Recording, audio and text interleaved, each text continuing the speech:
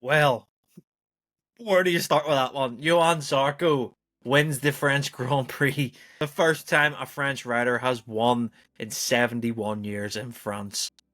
Unbelievable. It was so dramatic, that race. Flag to flag. It was wet. It was not wet. It was then started to rain heavier. Multiple crashes. Johann Zarco nearly crashes at turn one in the incident with Pecco Bagnaia, Joan Mir, and Enea Bastianini. He then makes the call and has the right tyres on and wins the race by, I think it was like something like 12 seconds in the end. It was more than that because he had celebrated that much across the line from Marc Marquez, who I think was a really unbelievably calm ride from Marquez today. The conditions, the championship permutations, how he settled for P2 and made sure that he knew that he needed to be concentrated for the duration of the race, not to make a mistake in the Grand Prix. He takes that second place.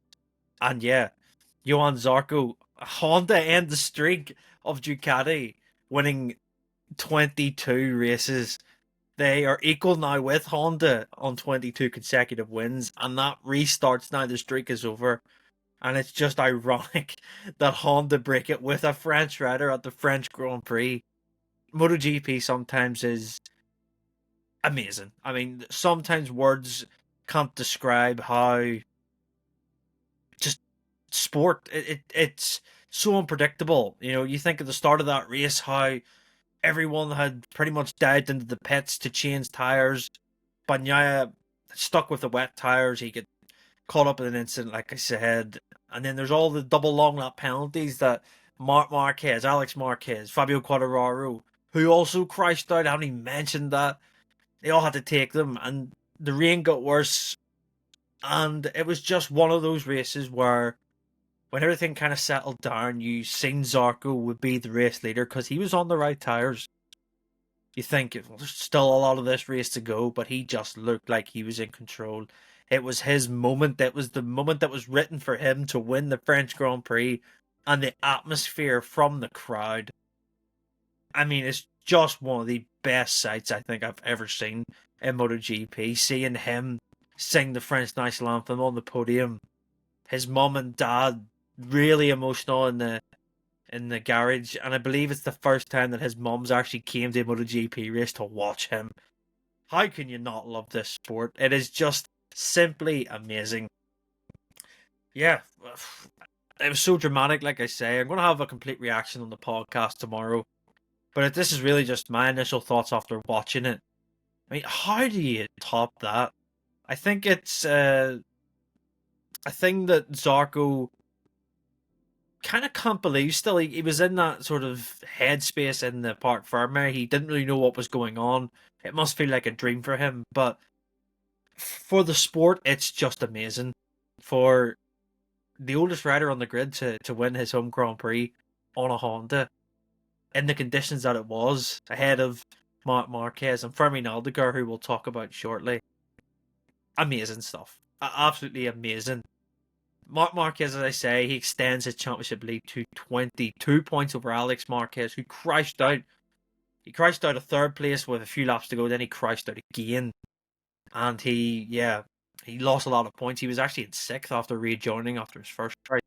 So Alex has lost some momentum in the championship there. But then there is the other side, Pecco Bagnaia, who's now 51 points away from his teammate. Crashed in the sprint yesterday. Crashed in the incident. He got taken out by Enea Bastianini at the start. Pecco just has to regroup and make sure that Silverstone isn't a repeat, because he is a long way off his teammate now. And yeah, not the weekend that the 63 wanted, not the weekend that Alex Marquez wanted to end on too. But for him, 22 points, it's nothing really, I can say for Alex. I think that he can take confidence from his performances over the weekend. Just be gutted to crash out. And Fermin Aldegar, two P3 performances over the weekend. His P3 in the sprint I thought was magnificent. But the ride in the Grand Prix today from a rookie in his first wet race to do what he did on the latter part of that race to carry on the speed that he had. It looked like Pedro Acosta was going to finish on the podium, but Aldegar's pace was incredible. He was even catching Marc Marquez. Yeah, and so Grassini, yes, they might be disappointed about Alex, but Firmin has, yeah, I think he shot a lot of people up. A lot of doubters have, yeah, they're a bit quiet about Firmin Aldegar now. He is a solid rider, and I think that he's a rider who's only going to get better with confidence. And not to remember, he's still, I think, only 20 years old. So Firmin Aldegar, a magnificent weekend for him. Talk about Fabio Quartararo. It looked like it was going to be the perfect weekend. He got pole position. He got into a great position in the sprint where he fought with Marc Marquez, and then he dropped back to fourth. He took a really sizable gamble in the race today where he was leading by, I think, 1.4 seconds. Then he took his double long lap penalties. And he looked like he was going to be in the fight. Then he crashed at the last corner. And it's a shame because, one Frenchman wins, but the other, a DNF for Fabio in his home Grand Prix. It could have been so much better. But I think there's a lot of confidence for him in Yamaha that they're doing things particularly well and they're getting it right. And I think that that's the key here. We're getting different manufacturers at the front of MotoGP.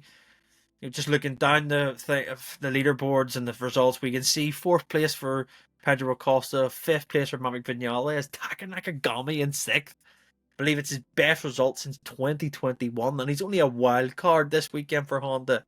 So there is some great storylines, even looking down. Ralph Fernandez, P7, Fabio Di Gianantonio in 8th, Lorenzo Savadori in 9th, and Ayagura in 10th. Pecco Bagnaia didn't score a point. He was 16th, even though he finished the race. But wow, we'll have plenty more reaction tomorrow about this Grand Prix. If you want all the latest news, head across to Crash.net now, and you'll see the website. It's covered in stats, reaction, quotes from interviews of the riders. Yeah, what do you make of that? Who was your rider of the day? I think it's obviously going to be Johann Zarco. But let me know your thoughts on that manic start to that race. It was truly, how can I put it? It was chaotic. And MotoGP, sometimes the story is written in the stars. And I think Johann Zarco had that today. And I'm so pleased for him. I'm so pleased for the French crowd. Like I said, the atmosphere was simply amazing. I don't think I've ever heard a MotoGP crowd react like that. And I think that Zarco's calmness, his experience, and also his